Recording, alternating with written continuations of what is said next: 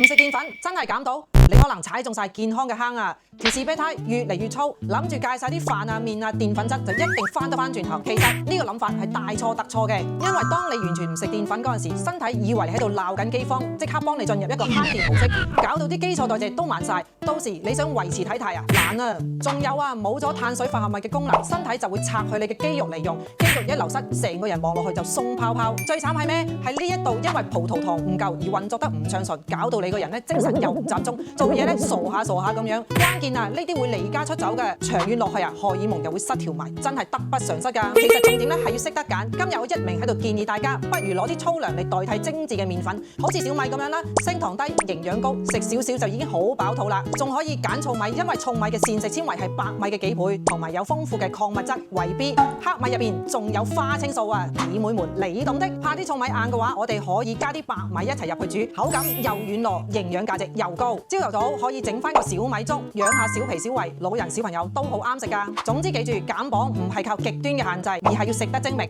適量優質嘅碳水加埋運動先係長遠之計。覺得條片有用啊，快啲分享俾你啲唔願食飯嘅仔女啦！